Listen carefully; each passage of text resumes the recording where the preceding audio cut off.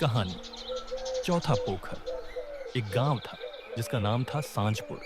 ये गांव अपने शांत जीवन और रहस्यमयी वातावरण के लिए जाना जाता था।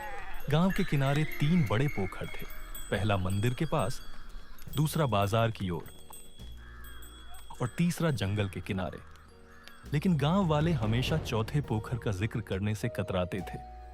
चौथा पोखर गांव के पश्चिम में ऊंचे टीले के पीछे छिपा हुआ था। गांव में कहा जाता था कि वहां कभी जाना नहीं चाहिए। दिन में भी वहां हमेशा धुंध छाई रहती थी और रात में पोखर से अजीब अजीब आवाजें आती थीं। लोग कहते थे कि वहां समय रुक जाता है। निखिल गांव का सबसे जिज्ञासु लड़का था। निखिल दिन भर गांव के बुजुर्गों से किस्से कहानियां सुनता और हर बात को परखने की कोशिश करता। जब भी चौथे पोखर का जिक्र होता, बुजुर्ग अचानक चुप हो जाते और सिर झुका लेते। निखिल की आंखें चमक उठती। आखिर ऐसा क्या है उस चौथे पोखर में? एक दिन उसने अपनी नानी से पूछा, नानी, सब लोग चौथे पोखर का नाम सुनकर चुप क्यों हो जाते हैं? नानी की आंखें धुंधली हो गईं। उन्होंने कांपती आवाज में कहा, बेटा, वहां मत जाना।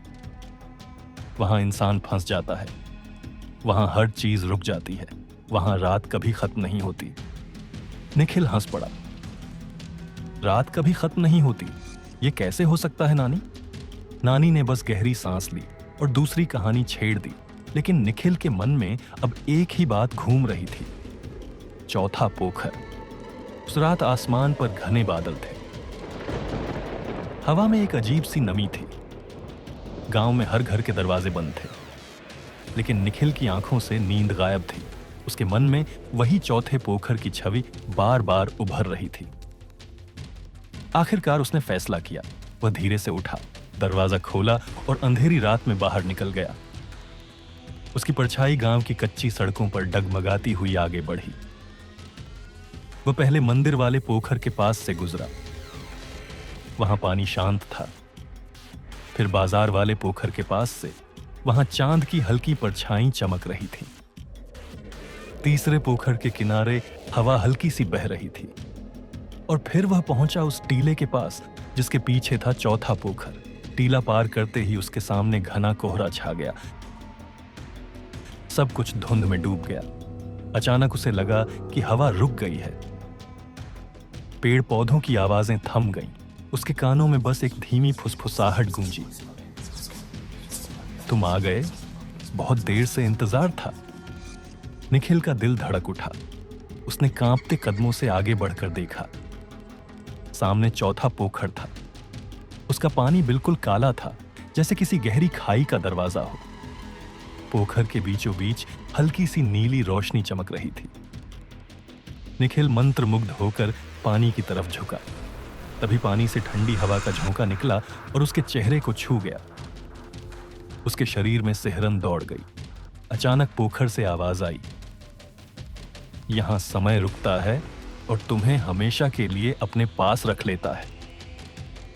निखिल डर के मारे पीछे हटने लगा, लेकिन उसके पीछे का रास्ता लंबा और अनंत लगने लगा। वह भागना चाहता था, पर उसके कदम भारी हो गए थे। वह जितना दौड़ता उतना ही पोखर के किनारे लौट आता। धुंध और घनी होती गई। आवाजें और साफ हो गईं। अब तुम यहीं रहोगे, यहीं रहोगे। निखिल ने पूरी ताकत लगाकर आंखें बंद की और चिल्लाया, नानी। अचानक सब कुछ शांत हो गया। धुंध छंट गई। उसने आंखें खोली तो खुद को अपने बिस्तर पर पाया। नानी सिरहाने बैठी थी। क्या हुआ बेटा, बुरा सपना देखा क्या? निखिल पसीने से तरबतर था। उसने घड़ी देखी। रात के 12 बजे थे, वही समय जब वह बाहर निकला था। उसके मन में सवाल गूंज रहा था, क्या यह सपना था या सच? अगली सुबह गांव रोज की तरह जागा। सूरज चमक रहा था। बच्चे खेल रहे थे, लेकिन निखिल चुप था। उसकी आंखों में रात की वह घटना अब भी घूम रही थी।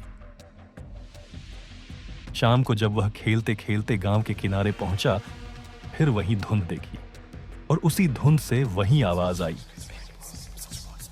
फिर आओगे निखिल, चौथे पोखर में समय अब भी तुम्हारा इंतजार कर रहा है। और गांव के बुजुर्ग आज भी कहते हैं, चौथे पोखर में मत जाना, वहां समय कभी आगे नहीं बढ़ता।